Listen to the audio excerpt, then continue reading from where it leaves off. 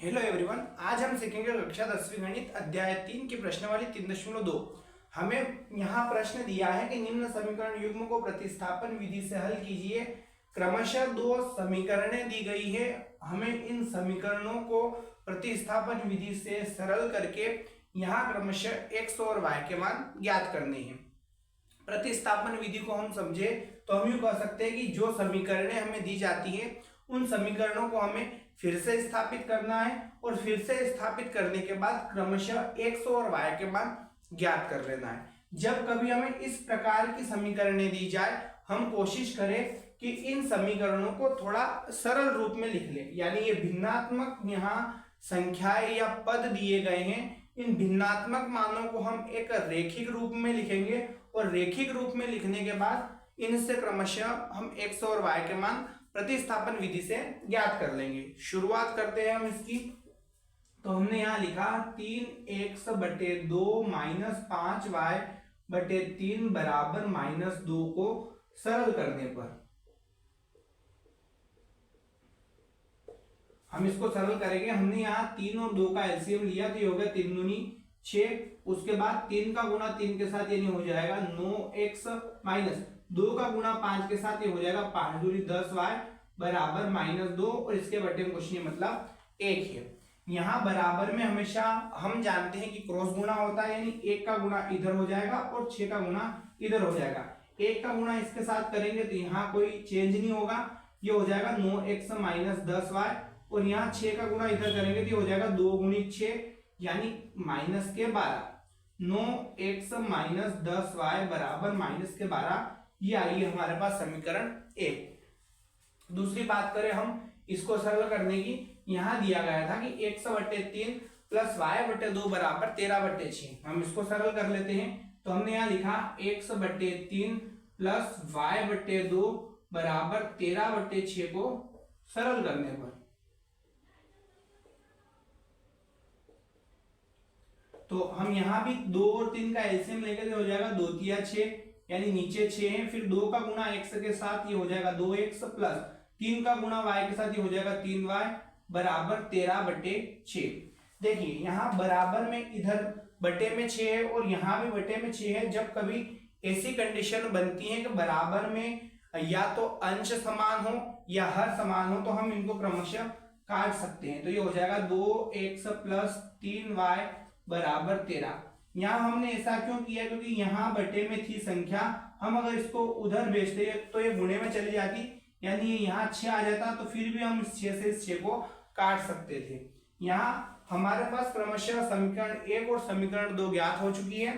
अब इनका प्रयोग करके हमें प्रतिस्थापन विधि से इनके x और y के मान ज्ञात कर लेना है। तो हम कोई सी एक समीकरण लेंगे और उसे पुनर्स्थापित करेंगे। तो हमने यहाँ लिखा प्रतिस्थापन विधि से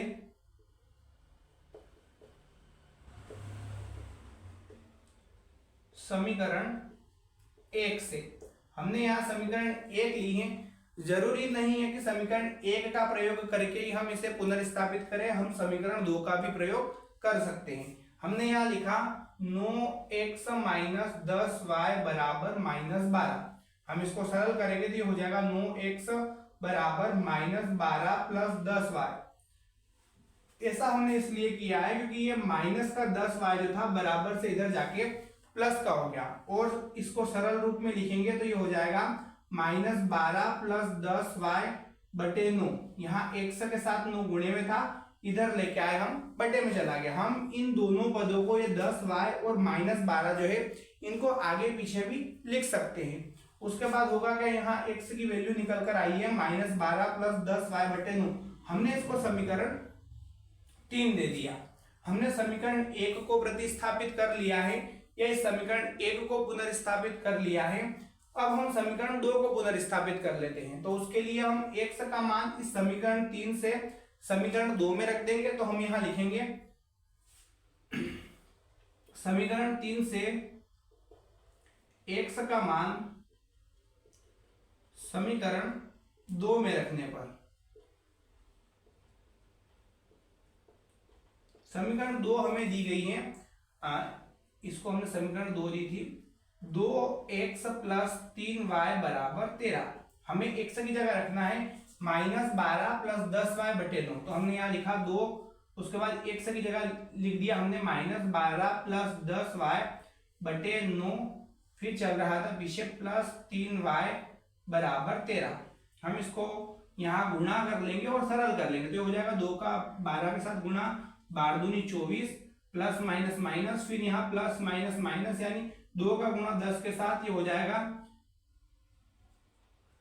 20y बटे 9 प्लस 3y, इसके बटे में कुछ नहीं मतलब 1 बराबर 13, और यहाँ भी बटे में कुछ नहीं मतलब 1। हम इसे थोड़ा सरल करेंगे, 9 और 1 का एलसीएम लेंगे तो 9 ही आएगा। उसके बाद 1 का गुणा इधर करेंगे, कोई चेंज नहीं होगा, यानी हो जाएगा 24 प्लस 20y प्लस 9 का गुणा 3 के साथ ये हो जाएगा 27y बराबर 13 बटे 1। यहाँ बराबर में हम क्रॉस गुणा कर लेंगे, तो ये हो जाएगा 1 का गुणा इधर करेंगे, कोई चेंज नहीं होगा, यानी यहाँ ये -24 प्लस हम 27 और 20 को जोड़ देंगे तो हो जाएंगे 47y, और 9 का गुणा 13 के साथ कर देंगे तो हो जाएगा 13 गुणित 9, यहाँ निकल कर आया है 117, और -24 प्लस 47y। 47y को हम यहीं रहने देंगे, माइनस का 24 जो है बराबर से इधर जाएगा, प्लस का हो जाएगा, तो हमने यहाँ कर दिया 47y बराबर 117 प्लस 24। हम इसको जोड़ लेंगे, 7 और 4 11 की 1, हासिल 1, 2 और 1 3 और हासिल का 1 था यानी 4, फिर यहाँ 1 चल रहा है, यहाँ हमने लिख दिया बराबर 47y। y के साथ 47 गुणे में हम यहाँ से निकाल के इसको बटे में भेज देंगे, यानी ये हो जाएगा y बराबर 141 बटे 47। यहाँ हमें इसको देखना है कि कितनी बार में विभाजित हो सकता है, हम इकाई अंकों से देखेंगे। जैसे यहाँ अगर हम 7 का 3 गुना करें तो 7 के 21 हो रहा है, और 2 हासिल बच रहे, फिर 4 का 3 गुना करें 4 के 12 हो रहा है, और 2 हासिल जोड़ देंगे 13 14, यानी कहीं ना कहीं ये 47 से 3 बार में कट जाएगा। y का मान यहाँ निकल कर आया है 3। हमने समीकरण 1 को प्रतिस्थापित कर लिया है, यहाँ हमने समीकरण 2 को प्रतिस्थापित कर लिया है, हमारे पास समीकरण 3 बची है जिसे हमको प्रतिस्थापित करना है। तो हम y का मान इस समीकरण में रख देंगे, तो समीकरण 3 प्रतिस्थापित भी हो जाएगी और x का मान ज्ञात भी हो जाएगा। तो हम यहाँ लिखेंगे y का मान समीकरण 3 में रखने पर, समीकरण 3 हमें दी है x बराबर -12 प्लस 10y बटे 9। हमें y की जगह रखना है 3, तो हमने यहाँ लिखा x बराबर -12 प्लस 10, और 10 और y के बीच में कोई चिन्ह नहीं मतलब गुणा, y की जगह हमें रखना है 3 और बटे में दे रखा है 9। 10 का 3 गुना तो ये हो जाएगा 30, आगे प्लस और फिर दे रखा है -12 बटे 9, x के बराबर ये सारी चीजें चल रही थी। हमने 30 में से 12 को घटाया, यानी यहाँ 18 बचे, और नीचे चल रहा है 9, हम 9 से इसको काट लेंगे तो 9 दूनी 18, यानी x का मान आया है 2, और y का मान हमने पहले निकाला था वो दे रखा था 3। इस प्रकार हम इन समीकरणों को प्रतिस्थापन विधि द्वारा बड़ी ही आसानी से x और y के मानों को ज्ञात कर सकते हैं।